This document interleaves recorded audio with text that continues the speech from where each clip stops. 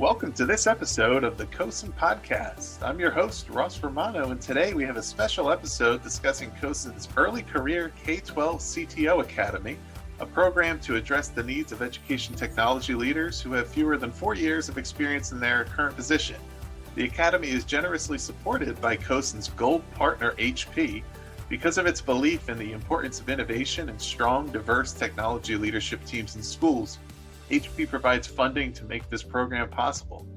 My guest today is a graduate of the Academy, Jeremy Wickham, who was part of the 2020-21 cohort. Jeremy is Director of Technology for North Shore School District 112 in Highland Park, Illinois, and he has 12 years of total experience in K-12 education and edtech. Jeremy, thanks for joining the show, and I really look forward to hearing about your experience with the Academy. Ross, thank you so much for having me here today. I'm very excited to talk about the Academy. So let's dive right in, because I think our listeners, especially many of whom probably are in a similar role to yourself, are considering whether or not this is a good opportunity for them, would love to hear some of the insights that can really only be gained by having gone through the program like you have. So one of the things that really stands out to me when reading about it and hearing different folks talk about the early career CTO Academy is getting connected with a veteran mentor who supports your growth, somebody who's been maybe in a CTO role for a number of years, or certainly had some of the ins and outs of leadership over the course of their career that can kind of help you to get acclimated to some of the new things you'll be encountering. Can you talk a little bit about the value that this brought to your experience in the Academy?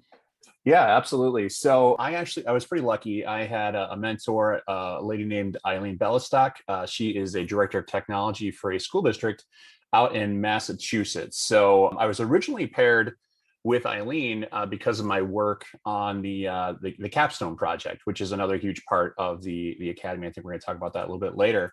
But it was really great being connected with someone who has had an opportunity to do a lot of these things. I think, in our business, right, in technology in general, we always joke that everything's constantly changing, right? The technology of today won't be the same as tomorrow.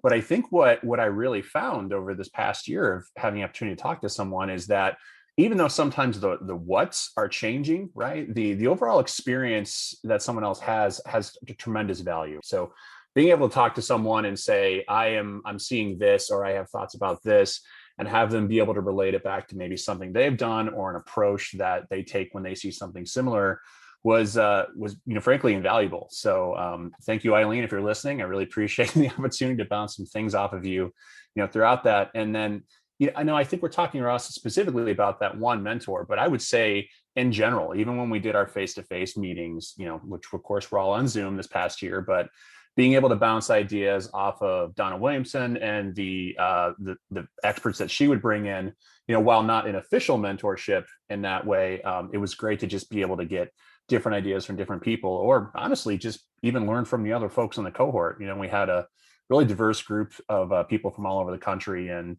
different backgrounds, different communities, for our schools. And it was really cool to be able to just say, hey, this is what I'm seeing. How are you approaching that same kind of idea?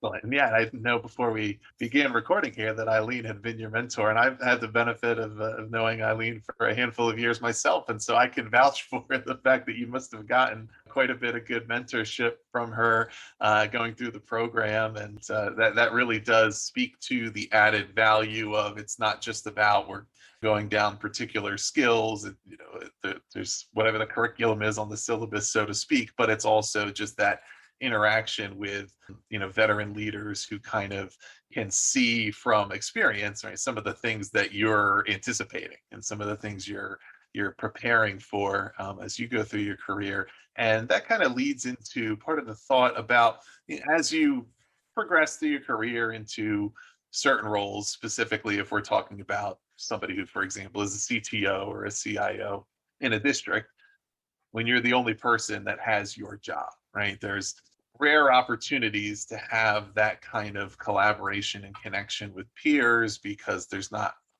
a counterpart, right, within your district, the same way as there may have been earlier in your career. If you some started as a classroom teacher, or you started in a variety of different instructional technology roles, or even tech director roles where there's more of a department of peers there. And so as you've thought about that and as you've progressed through your career, how does that opportunity for connection and collaboration. Of course, it's represented in the program with the peers that you went through in your cohort, but also that's hopefully representative of opportunities you have in other areas of your job. And just as you think about how that benefits you in your role, how does connection and collaboration kind of support the work that you do?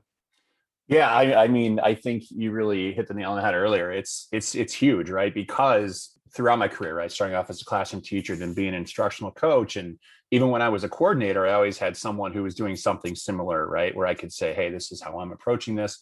What do you think about that?" And now that I am leading up a technology department, it's me, right? And sure, I can talk to other folks, maybe in buildings and grounds or in a business office, but it's not the same thing, right? So being able to go to other people who are experiencing the same thing or some version of the same thing has just tremendous value because of course I'm in this role. I think we all get into this role because we have a background in this, but I think it also, sometimes we tend to approach things the same way we have for our whole career, right? Where we're kind of looking at things through a certain lens, and it's really awesome to be able to talk to other people and say, "Hey, I didn't think about it that way. What a great way to approach this." So folks that I've met through this program, or just the opportunities that have come up through this program, as we talk about some of the other things that CoSN has, like I'm really looking forward to going to the Rio conference again Right, next right. year. I just think that's something that's not only going to be important for me during these first couple of years in this role, but I think 25 years down the line, I'm still going to be calling people up or sending them a message and saying, "Hey, how are you doing this? What do you think is another way to approach this?" Because I always want to keep it fresh, and I think as a lifelong educator, someone who started in the classroom, I think it's really important to constantly be reinventing ourselves and learning new things along the way. And I think the way we do that is by having connections with other people. Yeah, and those connections with others and the fact that you are kind of doing this as a very collaborative group and as a bunch of leaders who are learning a lot of skills or kind of preparing for different things as a group there, that kind of leads into one of the major objectives of the academy is preparing leaders to create a culture of innovation within your district. And I can imagine that not only are there certain things you're kind of learning about what that might look like, how you can be the leader of that culture, how you can be the one who's bringing forth that innovation. But also when you have the opportunity of learning alongside and from peers, that innovation doesn't always mean that you have to be the first one to have ever thought of this thing. It could Right. be you learn from somebody else who is doing something really interesting in their district, and then the other members of the cohort might say, that's a way we can be really innovative in our district because we haven't tried that yet, or we haven't done anything close to that." And so it's not only creating from scratch, but also learning from this seemed to have worked over there. It might look a little different in our district. We have a different demographics, a different school setup. Things are different. We have to adjust, but we have a template to work off of. So I don't know, when you think about what you learned in the regard of creating that culture of innovation, what are some of the things you learned, and are there things that maybe came to light from your peers there too that you were able to learn from one another? Yeah, I think really for me, one of the big takeaways when it comes to that culture of innovation is just how important it is to build relationships with the other stakeholders in my own community, right? So, obviously, I'm learning a lot of really cool ideas. People will talk about projects like Donna Williamson was talking about one where she was creating these like interactive, rooms with short throw projectors on walls, and there's a lot of really specific things like that. But I think just people really talking about their experiences and emphasizing how important it is to talk to the other people in your district, right? I mean, innovation isn't going to happen on an island. I can go on Twitter or go to CoSN or even my local chapter IETL and learn about cool things. But if I'm not engaging other people in my district or in my community with how to really make those come to life, they're going to fall flat. So I think that was one of the main takeaways for me. That was just make sure you're cultivating that relationship. You're talking to the folks in your curriculum department, talking to building leaders, teachers, and the people who are out actually in the schools and kind of seeing what it is they're trying to accomplish, and then being on the same page about how to approach those things. So and that was something that was emphasized time and again, was just communication and collaboration. And that definitely, I can see that, right? Because I think earlier in my career, when I was a tech coach, I might be like, I have this really cool thing, you should just do this, right? because I was excited about it. But really learning about how to meet other people where they're at and get them on the same page, I think is one of the really cool things that we talked about this past year.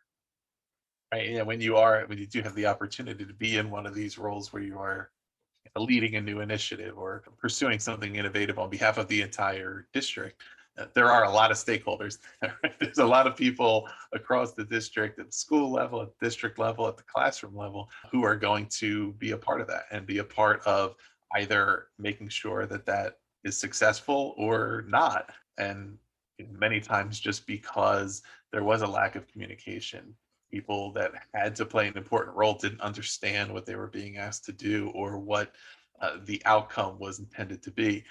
And if that happens, then it's really difficult to make those things a success. And that kind of, I think, makes us think about the fact that those are broader kind of general leadership skills, right? That there's a lot of things that I'm sure you kind of learn through going through the academy that are could be applicable to leaders in other roles. And of course, in this instance, they are specifically being tailored to folks in the technology leadership. But what are some of the other key skills in that area, or you just across the board that you kind of worked on developing that either were a specific emphasis and a real focal point of the program, or just the ones that really made the biggest difference for you? We focused on a lot of different areas, and we had these things during the program called deep dives, where Donna would have a specific topic.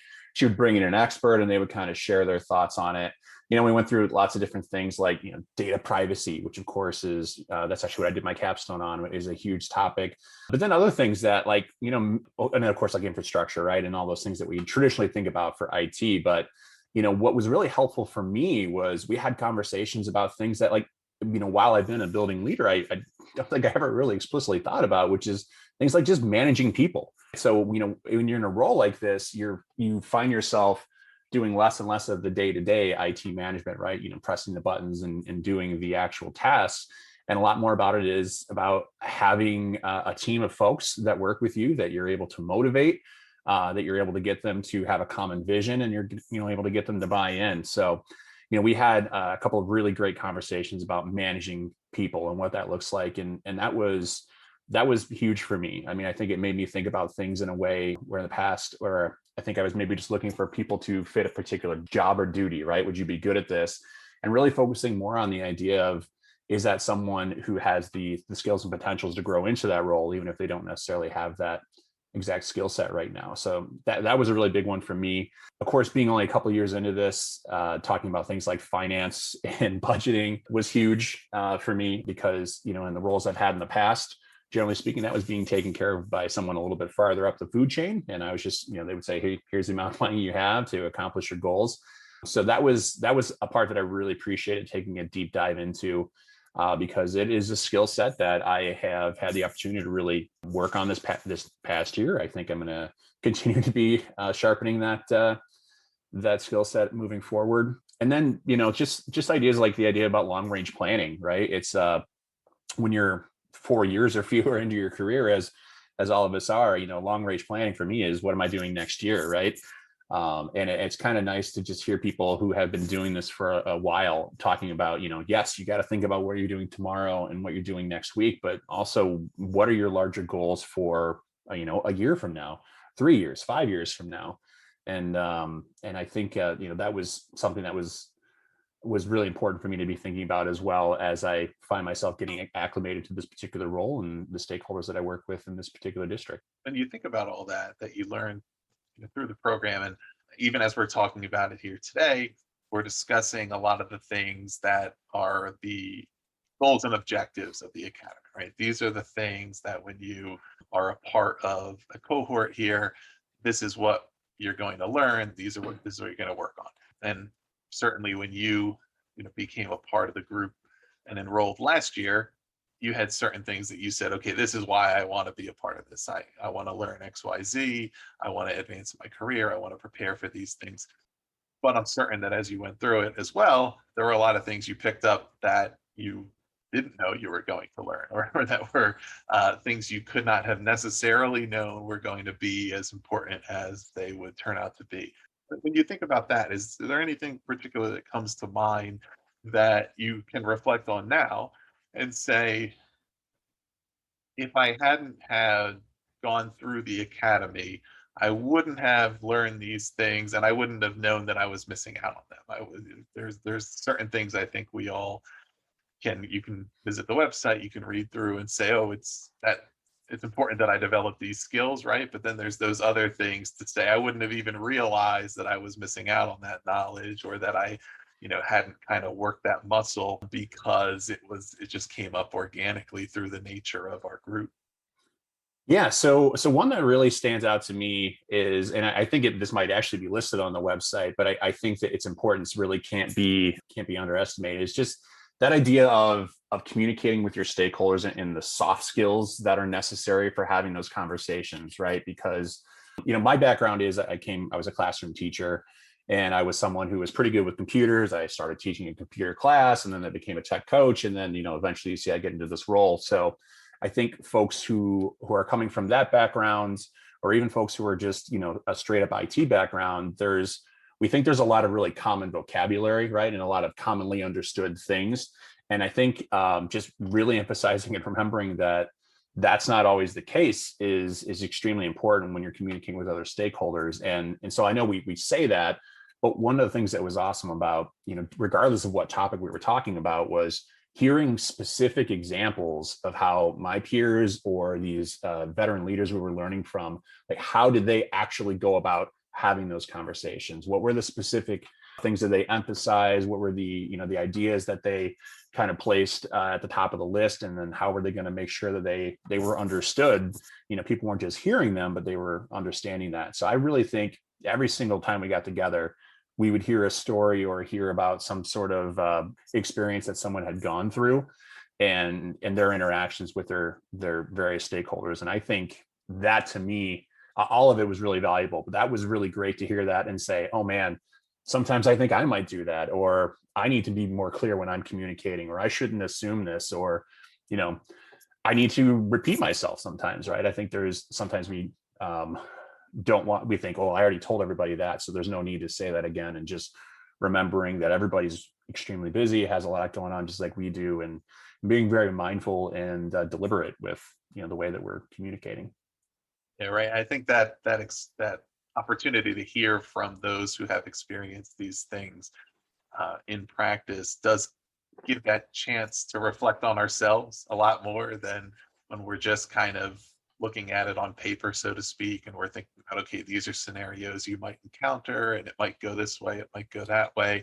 But there is something about that process where, sure, you're definitely doing some critical thinking to, okay, what might I do here? How would I respond? But there is something that it brings out about that reflection to say, I've been in a similar situation to that. Hearing maybe somebody else reflect on them is something they learned or a mistake they made, and they later learned how to do it better. I think allows us to turn that mirror on ourselves a little bit better. So I can certainly see how that would really come out over the course of the academy, and hearing from those who have learned and progressed and refined and developed, right, and found success in their own roles. And Jeremy, another thing you've referenced is the Capstone project. That is an important part of the academy, and it's of course a culmination, I think, of a lot of the things you've learned and some of the focus areas that you choose to pursue. Can you talk a little bit about your project, what you worked on, and how it all turned out?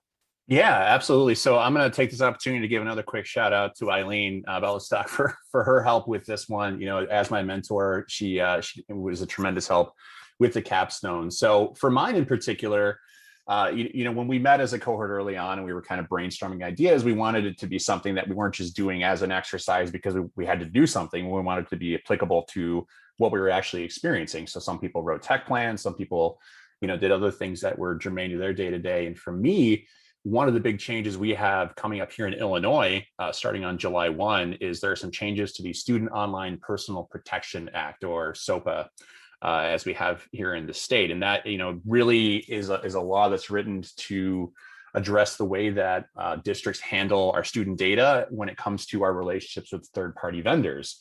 And so my particular capstone was about what was I going to do about SOPA? As a district, we didn't necessarily have codified processes in place for how people can, select what vendors they're working with, what data they're going to send to those people. What does that look like to, if something goes wrong?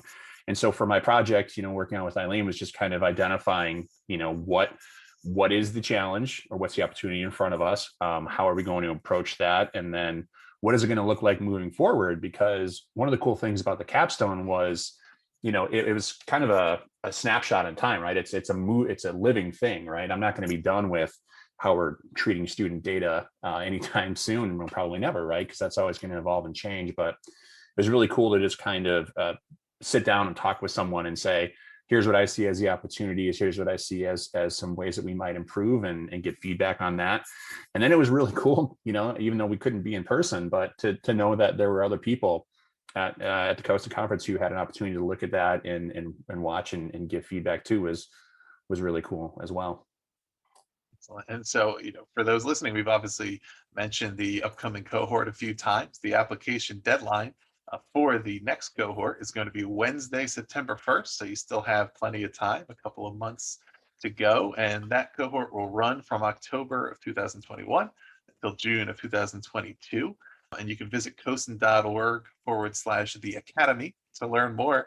And Jeremy, before we wrap, I think it's fair to ask, certainly much of what you've discussed here today will probably answer this question in a number of ways, but if you were put on the spot to say, why would you recommend the Academy to others in your position? Why would you recommend it? I mean, there's a ton of stuff, right? But I think one of the big things for me, or for anybody, is just when you're new to this role, you don't know what you don't know. And you're coming into this, you're in a job like this because you have certain background and qualifications, but the sheer amount that people in our positions have to tend to and have to become experts on can sometimes be overwhelming. And so having the opportunity to go through a cohort and speak to experts and to just get even future references and contacts out of that has been invaluable. And you may think that you have a pretty good idea of everything you need to do, but trust me, you can always learn more. And this has been just an outstanding venue for doing that and for learning more. So I highly, highly recommend it to anybody who's out there and maybe is on the fence. Thank you again for joining us and for sharing your insights on the Academy. And listeners, if you are a technology director with fewer than 4 years of experience in your position, you are invited to apply for the Early Career CTO Academy. You're going to learn many of the skills we've discussed here today, along with best practices to build diverse teams that include underrepresented populations in edtech. You'll get an opportunity to develop the soft skills necessary to work effectively with others within your district-specific culture, and much, much more. So again, it's cohort.org/the academy is where you can learn more and you can start an application. And also, if you're one of our listeners on the podcast, make sure you stay plugged in with upcoming episodes. Subscribe on Apple, Spotify, Google, or any other preferred app.